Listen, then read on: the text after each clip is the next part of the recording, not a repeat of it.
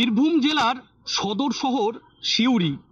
এই সিউড়ির অঞ্চলের একটি ওপর দিয়ে বয়ে গেছে সাঁইথিয়া সিউড়ি রেলপথ।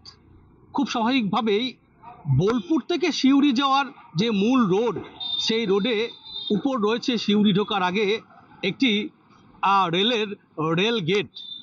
এই রেল গেট দীর্ঘদিনের সমস্যা, বিশেষ করে পথ চলতি মানুষ থেকে শুরু করে সিউড়ির স্থানীয় বাসিন্দাদের। তার কারণ, ট্রেন চলাচল শুরু হলে এই রেল গেট পড়ে যায়, ঘন্টার পর ঘন্টা ধরে অপেক্ষা করতে হয় স্থানীয় বাসিন্দা থেকে শুরু করে পথ চলতি মানুষদের। লাইফে যত রকম সমস্যা আছে সমস্ত রকম সম্মুখীন হয়ে যায় এখানে। যত রকম সমস্যা, টাইম থেকে আরম্ভ করে মানুষের জীবনহানি থেকে আরম্ভ করে সমস্ত রকম সম্মুখীন হয় এখানে এই রেলগেট। এবং দীর্ঘদিনকার একটা সমস্যা সিউড়িবাসীদের। এই সমস্যার সমাধান কোনো সরকার কেউ করছে না, না রাজ্য সরকার না কেন্দ্র সরকার, কারোরই কোনো হেলদোল নাই নিয়ে।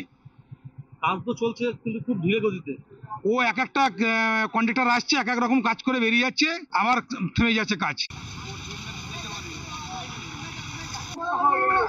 সমস্যা অনেক হয় দাদা, বিপদ হয়, হসপিটাল দিলে অনেক লোক মারা যায়। 1 ঘন্টা 8 ঘন্টা 40 মিনিট এমনি রেলগেট পড়ে থাকে, অনেক লোকেরই সমস্যা হয়। কি চাইছেন সিউড়িবাসী হিসেবে? তাড়াতাড়ি হয়ে গেলে খুব সুবিধা হয়, জিনিসটা হয়ে গেলে। কতদিন ধরে চলছে কাজটা? চলছে অনেকদিন ধরে চলছে, কাজ চলছে, এখন অব্দি চলছে কাজ। কি চাইছেন আপনারা? তাড়াতাড়ি হয়ে গেলে কাজটা ভালো, সমস্যা তো মিটবে মানুষের।